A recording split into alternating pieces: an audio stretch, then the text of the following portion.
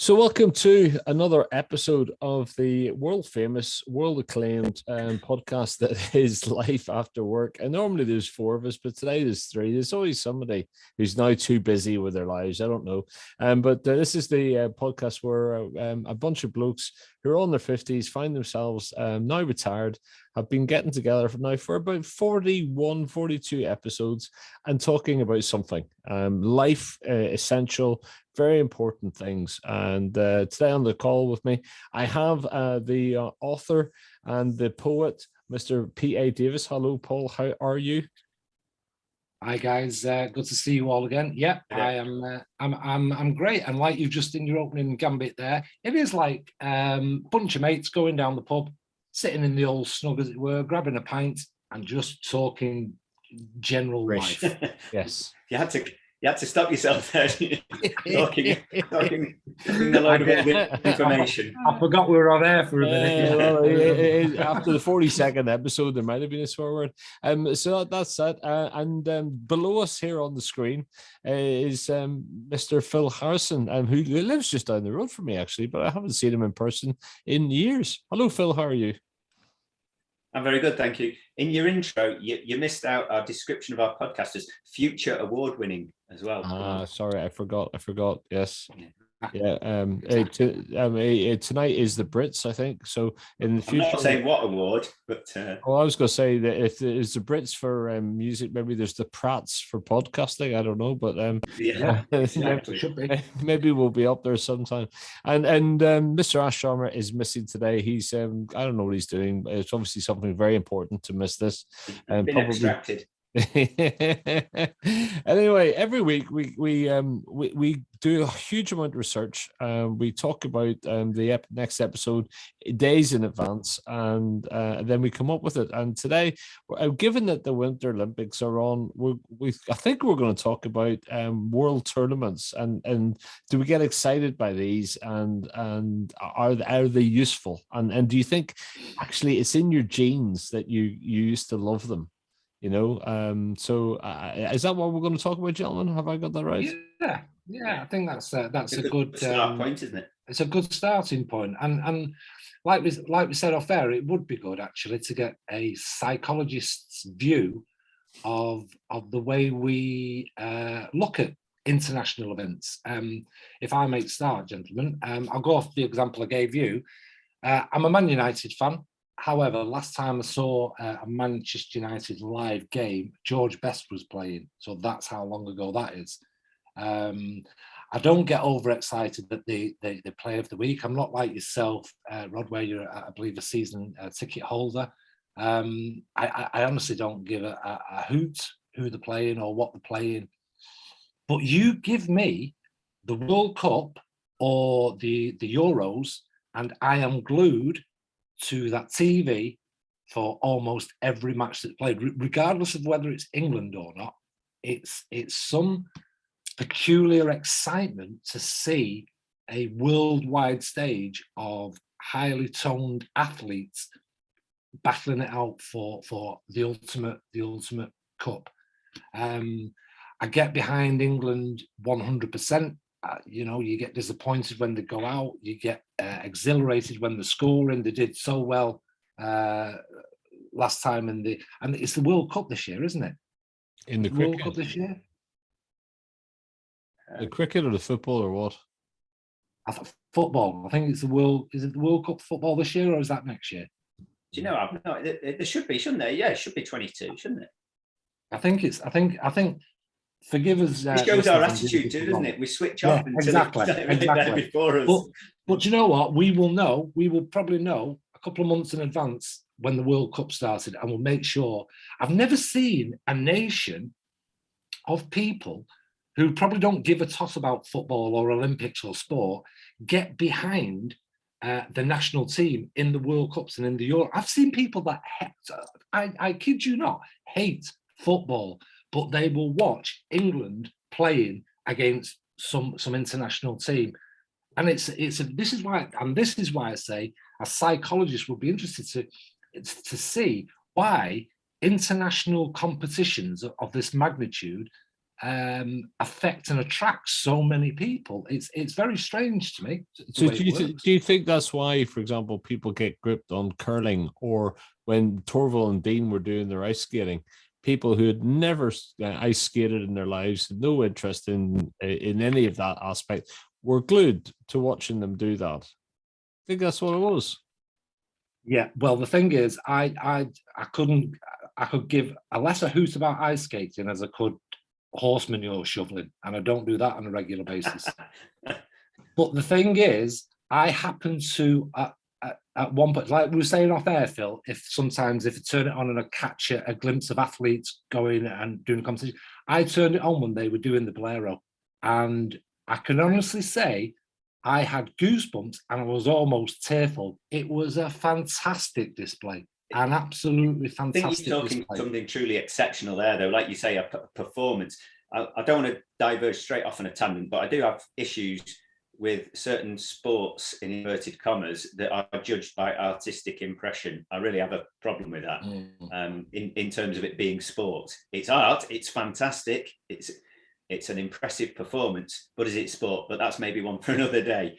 But the point of mentioning it was, yeah, it's superb. It can galvanize you. And I think that was an extreme, exceptional example of a phenomenal performance. It probably needed it to get me at all attracted to, or even watching it for that time, ice dancing. Not my thing at all, really. Yeah.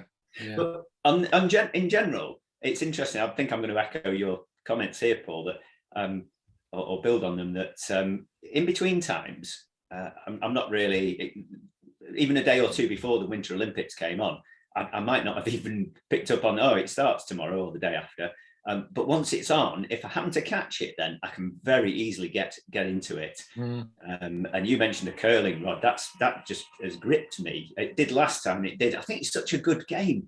It's tense. There's it's not particularly physical. I mean, participants might argue with it, but it's the precision and accuracy is phenomenal under pressure as well. Can I just jump in there and ask where, because I'm not a great sport fan, but where's curling? It always seems to be a very British thing. Well, Scottish, particularly Scottish. Scottish, yeah. So where was curling invented? Scotland, I think. Who was what? Sorry, I think the Scottish invented it. Right. Okay. Yeah, I think so. Okay. But all sorts of. It's weird these days. In the same way you get a Jamaican bobsleigh team, you can get all nationalities competing. I mean, the Italians have. Sorry for those watching the highlights tonight. Depending on when this goes out, if it goes out immediately, I'm going to spoil it for you. Trailer alert! It was the Italians have just won the mixed team curling, and it was fabulous competition. So just to come but back, generally it tends to be the Nordic nations, doesn't it? Come back on curling. Origins are back to the 16th century in Scotland. There you go. And it's one of the oldest team sports, apparently. Aren't there stones made from Ailsa Craig granite? It's played on frozen ponds and lochs in Scotland. First recorded match took place around 1541 between a monk at Paisley Abbey. Not only entertaining but informative. There you go. It's amazing what you can do with a couple of clicks of a button. But there you go. So yeah, there you go. First recognized curling. As usual in these podcasts. But you see the thing. I'm going to contradict myself a bit. Go. Sorry, go on, Rod. No. I was just going to say that the thing for me, the weird thing about the Winter Olympics is that it's skiing, for example, was never something that ordinary people did when we were growing up in the 80s. Not many people anyway. It was for people who were a bit richer. And again, I would have said it's still probably the same a little bit today, although it's probably a little bit more accessible. And there are not that many towns who've got an ice rink where people can go ice skating. So the one thing about Winter Olympics is it's a little bit more exclusive, if you like, for some countries compared to the Summer Olympics. Does that make sense? In terms of absolutely, it is. Notwithstanding my comments about a greater variety of nations get involved, no, there is still that predominance or the domination of the traditional.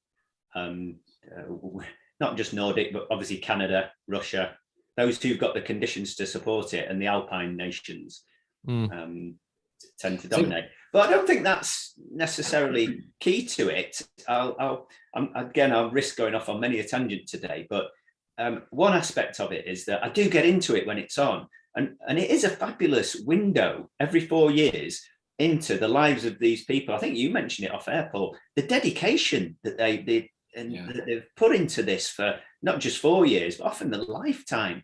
These people are dedicated to these sports, and the level of achievement is phenomenal. And yet we only dip into it every 4 years. And I can get into it on that basis. But I would also like, it occurs to me every time, this applies to a certain extent to Summer Olympic stuff, although there's more coverage in between times. I would happily see, I don't know why they don't do it, is even if it's the run-up year to an Olympic or 2 years, is cover a bit more so that you start to know the personalities who are going to be involved in it. Because one thing I don't get from watching the coverage is I've not a clue who these people who've been world champion for the last 3 years. Now, obviously, the fanatics will have followed it somewhere. I don't know if it's televised on some specialist channel, but excuse me, I think there's room for the terrestrial channels maybe to make something more of these sports in between times. Whether it's a quick weekly bulletin that summarises the events. I don't know. If only we had Ski Sunday or World of Sport. Well, remember that Ski Sunday? Well, oh my God. Or as you mentioned, Rod, I was going to reference World of Sport because when I was a kid, does the name Ivan Major mean anything to you? No. Maybe not. He was a speedway champ from the 70s. And I had no interest in speedway, and I've never had any interest since it was on. But it used to be on World of Sport on a Saturday, and I'd just watch it because it was on. And again, it was quite watchable, and you got to know the people involved. And so I reckon there's a good few people, sports fans of my age, not speedway fans particularly, who would know the name Ivan Major because he was a top name in that. Yeah. I used to know the darts players. I know the darts is on Sky these days, isn't it? But because it was on terrestrial TV at the time, you knew the darts players were generally celebrities. Yeah. Most people household names. I actually think Bully was important to that, Bullseye.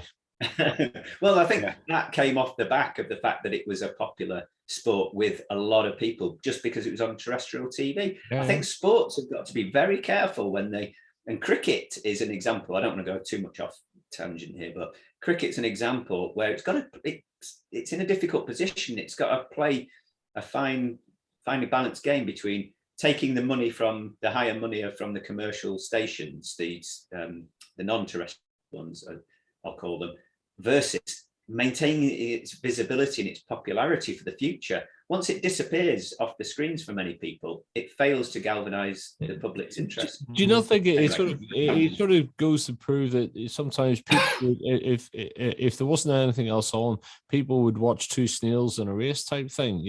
People like competition essentially. Yeah, and I won't say it doesn't matter at all what it is, but we'll watch what's on. All sorts of stuff. I'm not a boxing fan at all, and I actively dislike it these days. But as a kid, I quite liked watching it. Wednesday night, Harry Carpenter, sports night, the music. It's all very evocative. Yeah. It was on free to air, and you knew it was coming on weeks in advance. Frank Bruno would be taking our hope, or Lennox Lewis, or I even as a kid, I knew weeks in advance and was excited by the fact that Cassius Clay, who obviously changed to Muhammad Ali, was fighting a heavyweight championship. And it was shown on terrestrial TV. And I used to get excited by that because it was a big event. And just going back to big event, cricket, I can't stand cricket. I can't stand it. But as I was saying before, I happened to tune in one day and cricket was on. And it was a live broadcast, and I think it was Peterson the captain? Have I got that right? Peterson, yeah. And he was at something like 56 runs or 66 runs, and it was the day that he made well over 100, and England won the Ashes, I think, or they won something. And I was glued to it. I was like, "Come on, you can do it! You can do it!" And it was bizarre. It was like, I don't like cricket, but it was great watching him make a little piece of history. And I think that's why I like, because there's a little bit of history made somewhere, isn't there? So yeah, that excited me no end. It really. But going back to what you said about World of Sport, oh my God, my gran. I mean, there was everything, wasn't there? My gran used to tune in religiously on a Saturday morning for the wrestling. Tally Ho Kay, Big Daddy, Giant Haystacks. And she would be shouting at the TV, because she was Irish from Tullamore. She was like, "Go on, you bastard, let him have it, take his head off." And she'd be shouting at the TV. This little 8-year-old dithering grandma shouting at the TV. It was amazing, World of Sport. Amazing. I think sometimes what it is about is when you see people at the top of their sport, whatever it is, because the example I was just looking up there is in Northern Ireland, we used to have a guy called, well, he's still alive, but a guy called Jim Baker, who was a world champion in lawn and indoor bowling, right? And he competed in outdoor championships, indoor championships, Commonwealth Games, and he was a world champion at it. And we used to watch him bowling, right? And you knew nothing about the technique or whatever, but to see somebody at the top of their game from your country or whatever and win, it was something. And I think actually what it boils down to with some of this is you want to see the best of the best, whatever it is. And typically at these Olympics and whatever, you see the best of the best. And it's just it's quite nice to see people at the top of their game compete, even if it was two snails going up a wall type thing, the best two snails in the world, Well, I mean, I was talking to the trainer of Brian from the Magic Roundabout, still there, who was a world champion, and he said there's a You were watching them slugging it out, were you? Oh, God. Oh, he's good at the puns. Oh, where's the off button? We've just lost both our viewers. Crown Green Bowling. There is. They were thinking. I think they're still doing it at the time. There was an alternative to watching that, and it was called the fastest paint drying on the wall. So you can watch that as well. Can't stand watching bowling. Boring. Have you ever played? However. Oh yeah, no. Amazing. It's an amazing, addictive game. It really is. Loved it. But there's the politics around some of these big things, these big sporting occasions like the Olympics, like the Winter Olympics, like the World Cup. Do you think sometimes that gets in the way? It sort of tarnished it a wee bit. Yeah, no, absolutely. Funny enough, this is where I was going to go with it now to say, and I said earlier, I'm going to contradict myself because I think it's wonderful as a window into the dedication and the achievement of these people's lives, that what they can achieve. And it's a noble and pure concept. And yet, as you hint, Rod, I get very skeptical these days about the global sporting organisations and the possible corruption that's involved in it. And then we can go on to then the political aspects, as you hint at, and it all gets a bit murky. If we can keep it as that pure admiration for what human beings can achieve, I think you can't go far wrong. You see, that's the great thing about Crown Green Bowling. I can't imagine that actually there's no drugs in that. You can't unless yeah. You've not been to Deadale Park on a Sunday afternoon, son, and watched them there, I tell you.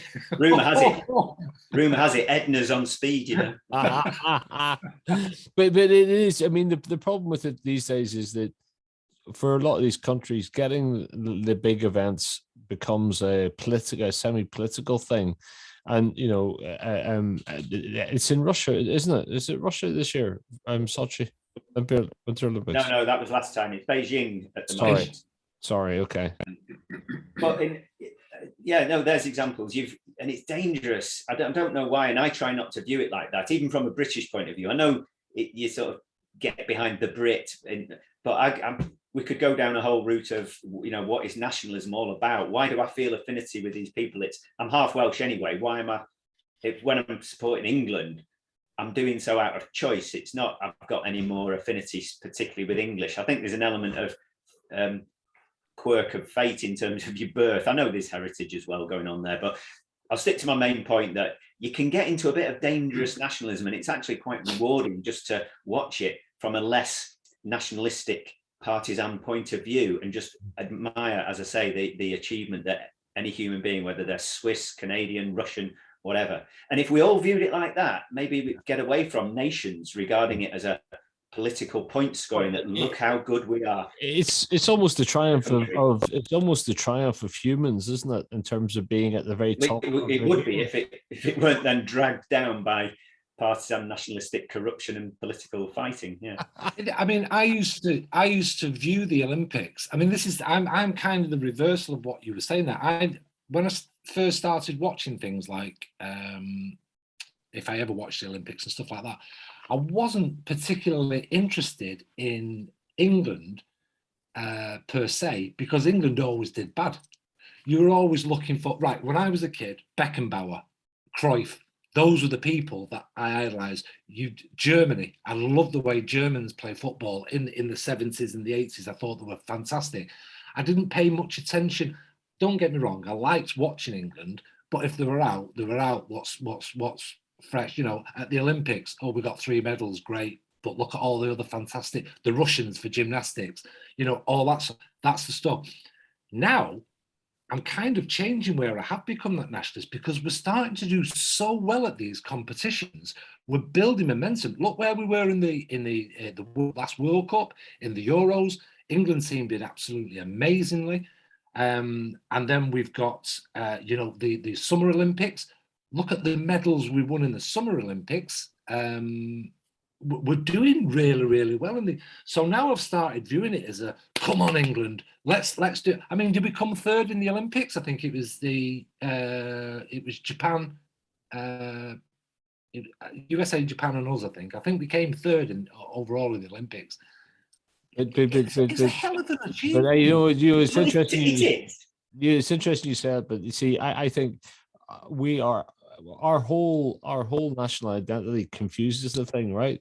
Because when it's cricket and it's football, it's England, Wales, Scotland, Northern Ireland, right? And then when it's the Olympics, it's Great Britain and Northern Ireland, I think, right? And you know, I don't know.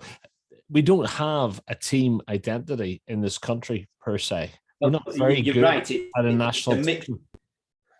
Yeah, you're right. It's a very strange thing we have going on in the UK, isn't it, with the constituent nations about where you ascribe your allegiance to. It's that old thing about Andy Murray when he lost, he was Scottish, and when he won, he was British, which I don't believe. I mean, it was the media making something out of that wasn't there. I think any Brit would be, if you subscribe to British patriotism, just Andy Murray. Just going on as well, isn't it? Just going on to that, Phil. There's an amazing skit. You'll probably be able to find it on YouTube about do you remember the Canadian tennis player? What was it called? Rosetsky. Rosetsky.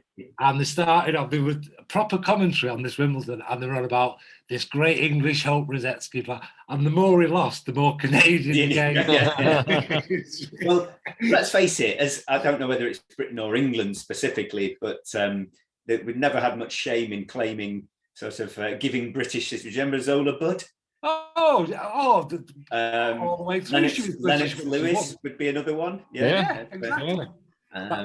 Those well-known British, South Africans, and Canadians. Yeah, they are until they do something wrong, like Zola, and then suddenly they're turfed out again. You know. Yeah. I don't want to bring it down, and we'll keep this lighthearted, but there's another dark underbelly of this taking it too seriously as a representation of how good your nation is. And what I mean by that is that, you know, what does it actually prove? Does it prove that Swiss is a better race at skiing? It's obviously to do with the facilities they've got there. Witness British cycling in recent years. What does it? Have we suddenly, as a nation, become better cyclists?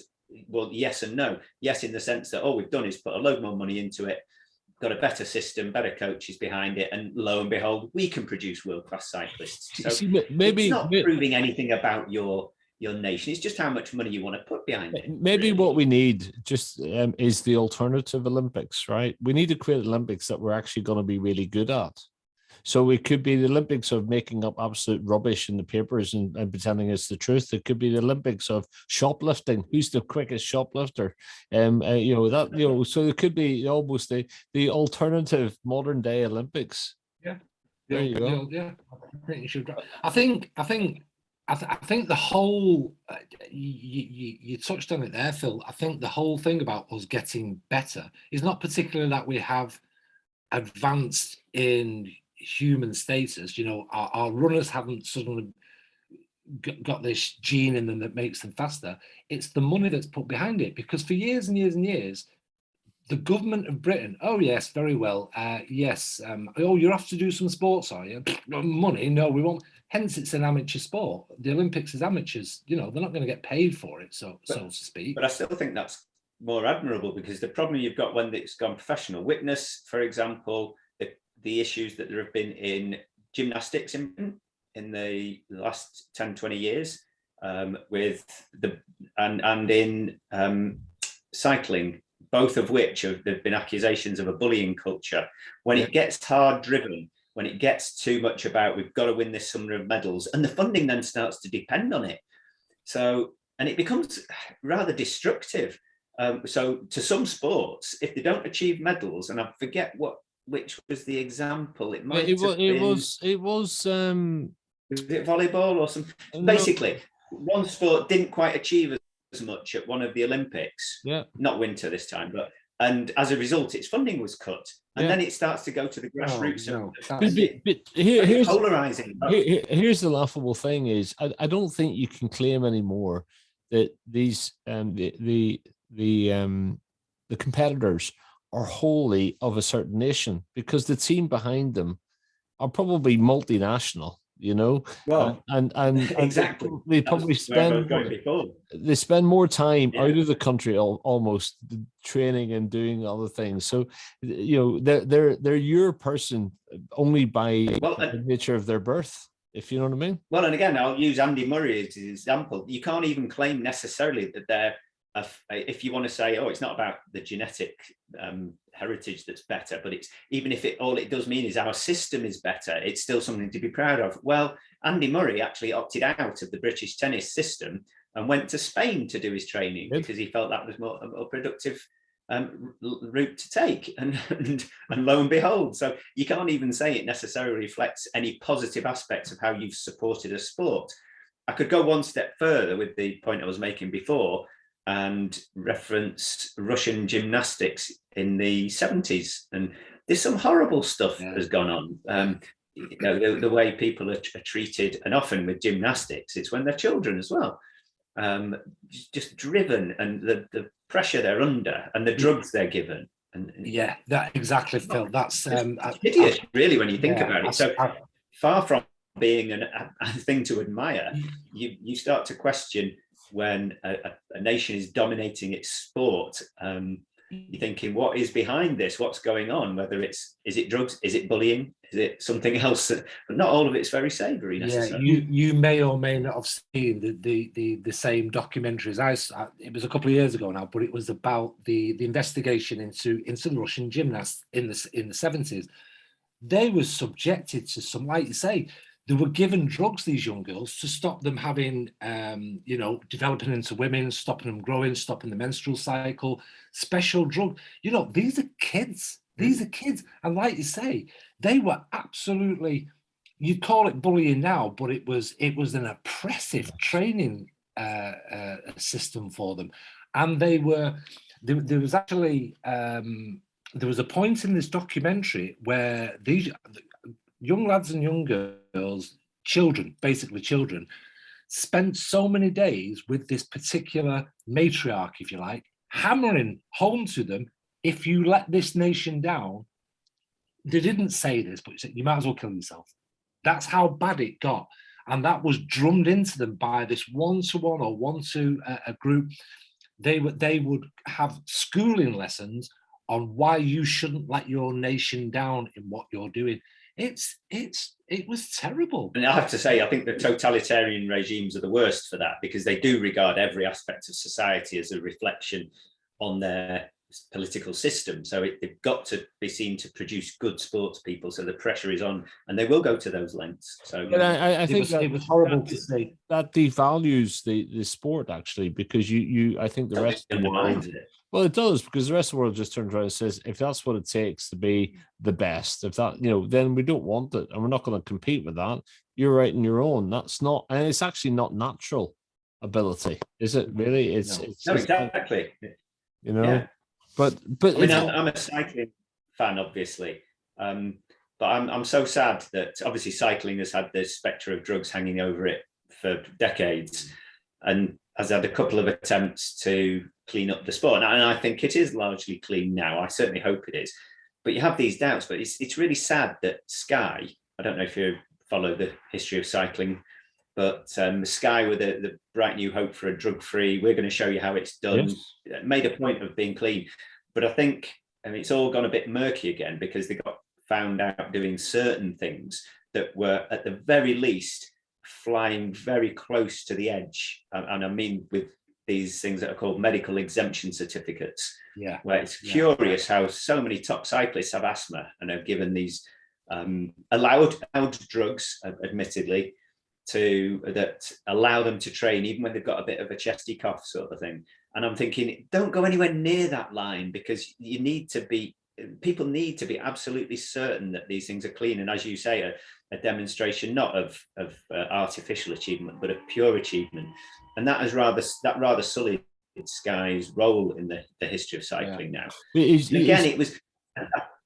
Sorry, I was going to say, part of the role of the Olympics is to inspire ordinary kids to get involved with sport, not necessarily be world leaders, right? Just to get fit and active, and it's a bit like when you used to watch the tennis, and you go out and you would bang a tennis ball about, it's just to do that. The problem with it is that it's becoming so artificially different that people will not relate to it over time. And if there is a view that you can only be great by some artificial manipulation of something, it's going to turn people away. So it's going to fail in its job of inspiring kids to get healthy, to get into sport, which is really what it should be about. But you're seeing the elite do it, but not everybody can be elite. But it doesn't mean you can't enjoy it.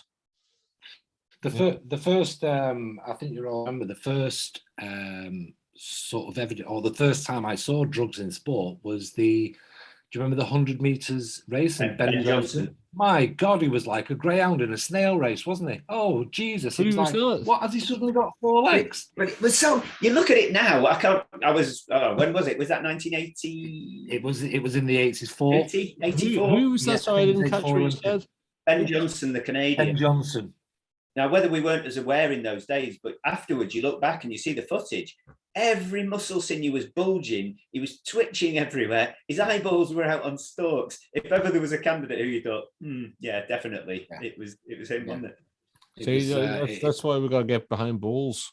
There's no advantage. That twitch could push the ball the wrong way. So balls is clean sport. What worries me, the more technical and more advanced we come in various enhancing drugs or contraptions, it worries me. I mean, was it the Tour de France where they had a little motor inside the frame? Well, no, that's never been. Well, no, sorry. There have been lots of accusations about that. And I don't think they've ever found it at the Tour de France. I think I'm sure they found it in some cycling race, and within this frame they built like a hidden electric motor. Yeah. What the hell? I've never heard of that. When was that? Yeah. That was I don't know, Phil. 5 odd years ago, 6 maybe. Oh, I don't know. I can't remember the specific incident. But it was a world cycling race. I'm not sure if it was the Tour de France, but this particular winner won in leaps and bounds and went up hills they were on an electric bike. And what happened is apparently they deconstructed this winner's bike and found like a mechanism inside that assisted in the pedaling, hidden within the frame of the bike. It was just crazy. Do you ever think, if you take athletes in the past, and you put them into today's life, how more competitive, how much faster would they have been, and etc. I'd be interested. Right now, this is the thing. I want to ask you guys a question, because this is the thing I don't understand. Okay, how, putting all the drugs and the stuff aside, I find it fascinating that on that point, we are now faster and stronger than we were with the same people. But what do you think it is that causes the we're doing under 10 seconds in the 100 meters. Somebody to do 12 seconds in the 100 meters was like, But this is the big debate as to whether there's ultimately going to be a maximum that can be achieved, because history, like you say, Paul, has always shown that we can get better and better and better. And there's a heck of a lot that goes into that. I'd say the two key components are coaching and training knowledge and techniques, and coupled with that, nutrition and general health. And that you add those two things together. And the athlete of Roger Bannister, for example, when he broke the 4-minute mile record, he would not recognize the training and dietary regime that exists today. It goes partly with what we were talking about before. It's such an elite approach to it now, about every little aspect, getting the most out of, and even from a very young age these days. So it's trained in. So I think the result is inevitable that you achieve a much higher level from that. Now, whether there'll be diminishing returns on that in time, I don't know. But if you think everything's different, in terms of the stadia where they're doing it, there'll be less wind potentially in some of the races. They shave their legs. They'll, the sports shoes are totally different. The actual clothing that they wear. There's so many factors that are different, but it'll only improve to a certain level, and then there must be a point where you can't actually push beyond. That's exactly what I was just going to ask there, Rod. That's exactly what I was going to say. At what point will no more world records be broken at Olympics? Because we've got, let's say they do the incredible and do 100 meters in 5 seconds. At what point will it stop and nobody else can make a new record? I think it's slowing down. I think the increments are getting smaller and slower now. It does feel intuitively right that there should be a diminishing returns on effort there. But you make a good point, Rod. I forget where the last Summer Olympics was. It's only just been, and I've forgotten. Japan? Was it Japan? Mm-hmm. It was Japan. And they had a track there, and loads of records were going, and they commented on it. It was a very fast track because of what it was made of. And I thought, well, I know I'll make a wider point that it's very difficult and dangerous to compare these things across the generations because everything's changed. This idea that who's the best athlete of all time, same argument as who's the best footballer of all time. You can't compare them across generations because they're so different. And that is just one example of who knows what, if just the track itself brought everybody's time forward by, I don't know, a second for every 100 meters you run, or no, that's a second for every 1,000 meters you run, then you've got to know that equation that the track was bringing in before you start to compare anything else. And then, of course, you've got all the other aspects of it. So do you know the thing? You just have to take whatever. The thing on my mind when you were saying that, Phil, is that part of me was thinking, why should you care? Why should you care about world records? Why should you care? And actually, I think it actually comes down to the fact that in life, people always want to improve, get things better. And sometimes these elite things, whether it be elite sports or elite, art or computers or whatever, they push the boundaries and they make other things possible. So what you learn in athletics by being elite around nutrition, around the technology, etc., probably does have down the line some applicability in everyday life, possibly. You know what I mean? So I think there is a role for it, even if it feels like it's light years away from what the ordinary person can do. I think it's, well, it goes so fundamentally to, you could say it's an illusion or not, but we certainly are driven by this idea of getting better, and largely I'd say that's is it healthy? It's a good question whether it's a healthy obsession to be one higher, better, faster, more. Is it an illusion or not? But yeah, it's certainly what drives you to. Otherwise, there's that sense of just going around in circles if things aren't getting better and improving. Well, what I think I was just going to say, Rod, the thing I like about football, tennis, and the Olympics is what you said earlier about. I like to see the fact that it inspires kids to go out. And at Wimbledon, you'll see every tennis court in the playing park, climb over fences at schools. All the kids are playing tennis, and it's inspirational. The point I was making about just going way back about funding, I don't want the government to get involved, but I would like more opportunity for the kids who get inspired by that sport. Facilities where they can go and say, look, I want to run. Can you? I don't think that we're getting better at it, but I don't think there's enough for kids to realize the dreams. And unfortunately, kids, if there isn't anywhere they can realize the dreams, they become very bored and move on to the normal things in life, like becoming a salesman or joining the army or whatever, and leave the dream on the shelf. I just wish there was more sports academies, for example. I know they are building up on academies now, but actual sports academy where you go to that academy, you'll learn your maths and your English and you'll get your stuff like that. But most of your week is taken up in your chosen sport. And I think the trouble with football, kids love football, but what do they do nowadays? Go and play FIFA on the Xbox. That's not football. That's just, and I like kids to be able to follow their dreams more easy. It's getting a lot easier in this time now, but I just like to see it easier. Well, do you know what I think we should do for the summer? I think we all should join a crime and green bowling club, and it's very accessible and actually quite independent of age and whole athletic ability. It's a skill as much as anything. I think we should give it a go. See if we could get to below Olympic level this year. There you go. When I retire from triathlon, Rod, I'll maybe join you on that. Yeah, it's a good sport.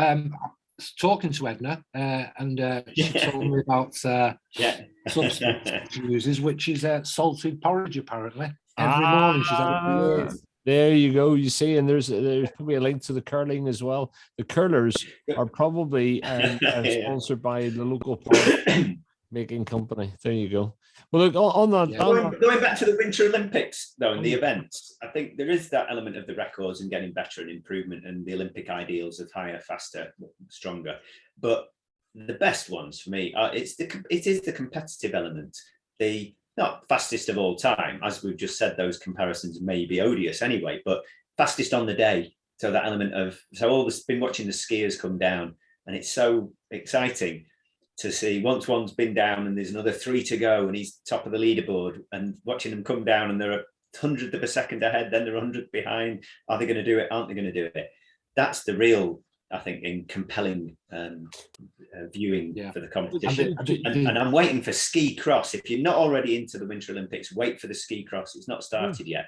I saw it the first time at the last one, and you've got 4 skiers coming down quite a short track with lots of twists and turns, and it's crazy. It's like the wacky races. Taking each other out, they're going from first to last. They take off a jump over a little jump, and the one gets it wrong and takes out another one, and then the other person comes over the top, and it's brilliant. Just wait for it and give it a go. See what you think. So you see, in the 70s, just to cap, they did promise us, did they not, on live television, that stronger than we were before, stronger, faster, better, and they only ever made one $6 million man. Yeah. Surely the $10 million man would be better. Yes, exactly. I was just thinking back to some of the UK's Britain's sporting heroes in the Olympic Winter Olympics, and actually I think about Eddie the Eagle, right? And glorious failure. That's what we're about. But actually, what that was a story of courage and bravery and ambition and just sheer determination. For somebody who lived somewhere in England that didn't even have a ski slope, to have the vision and the desire to do that was truly exceptional, really, when you think about it, wasn't it? Absolutely. Those are the stories it needs, doesn't it? Do you remember Eric the Fish, the swimmer from an African nation who was he was 100 yards behind everyone else, but he was the first one from his nation to have ever represented in the Olympics. It's those stories, and his story about what he had to go to get there. Even Jamaican bobsleigh team, Jamaican bobsleigh team, Jamaican bobsleigh, yeah.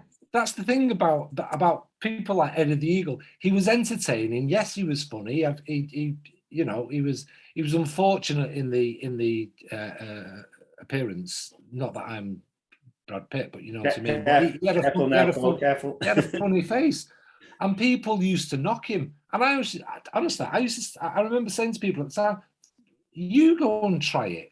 You go and dive down that slope at God knows how with 2 pieces of wood on your feet." And see how you get on. Yes, he wasn't good. He didn't break any records, but he gave it a go. Bless him. Exactly. He had a go, and he had the I don't know. He had the ambition and the dream, and he made his dream come true. I think it's incredible, actually. And that achievement shouldn't be. It can be put in context by, admittedly, they're total amateurs, but nonetheless, it's a dangerous thing to do if you don't get it right. Do you see the jump that they've now abandoned because so many celebrities were getting injured? They can't get the insurance for it now because people were breaking legs left, right, and centre. When celebrities were ski jumping, that's how difficult and dangerous it is. It's not an easy thing to do, and he did it.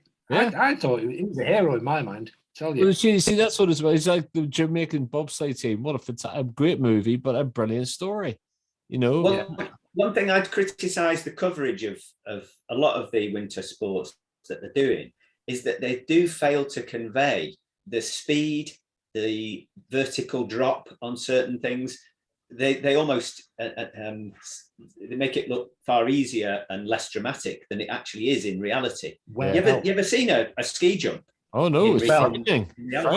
I see it. You know when they have the head cams on the skiers and they like that and they look down on it, I'm thinking there's not a chance in God's green earth I would be going. It's like nearly a vertical drop when they're looking down like that. What's that about? But I still think it doesn't convey the absolute sort of picture of what it is. I mean, if you go back, how on earth did your man feel, Eddie the Eagle feel? What was it, 1981, 82, somewhere around there, when he went to the top of those towers, and he's up there at the very top of the slope, and he looks down for the first time, says it's his first ever jump that he's doing, you know, the qualification jump. And he's not done anything like that before, you know? And he's surrounded by these pros who are probably very arrogant and it's second nature to them. And he's there and he has to just let himself go and to fly through the air. I mean, it's unbelievable, really, you know? Absolutely. The closest experience I could get to that, and this is anywhere near the height of that slope. Many years ago, I went to Sharston Baths, as you boys will know Sharston Baths, and they used to have the top diving board. And I must have sat there a good half an hour before I had the courage to jump off. And that was nowhere near these ski slope things. So, like you say, Mr. Eddie the Eagle is at the top, like he's going, this is nothing like Boggart Old Clough, is it? What's all this about? Yeah. And it has to go. I think it was the giant slalom that was on this morning, and they commented the speed the guy was going who won it. And let's face it, they're all going that fast, barring 1 mile an hour or something. 80 miles an hour, they said he was going.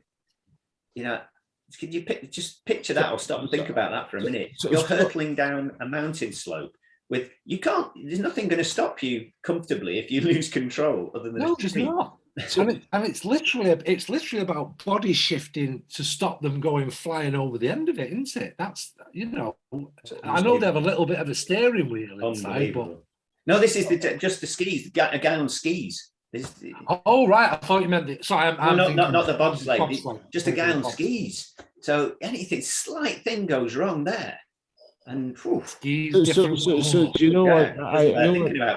What this tells me is that, okay, there'll be people who win gold, silver, and bronze, fine. But actually, the very fact that somebody has got themselves there, and the very fact that somebody's got the bravery to do things like that, where it's speed and height and all that type of thing, are quite amazing, actually. And that should be celebrated in itself. Just going to one of those events. That's my point. They don't major enough on just how amazing these things are for all the people there, how good they all are. They're all way above. Well, Phil, I think given that we've got an ice rink in our town, I think we should go and see if they've got a curling society. I think we should get our mats out, and we could possibly create Altringham's finest curling team. There you go. I want that bloke who does the brushing to come and do my path, because he's doing some speed.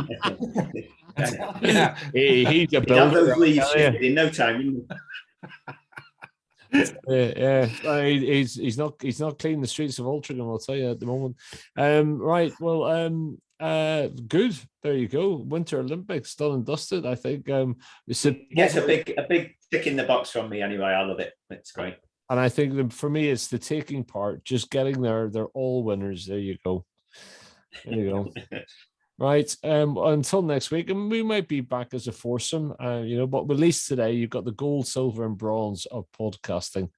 There you go. Yeah, we're all on the podium at least today. Yeah, exactly. Right. Take care, guys. She's getting the coffee. See you next week. Bye bye.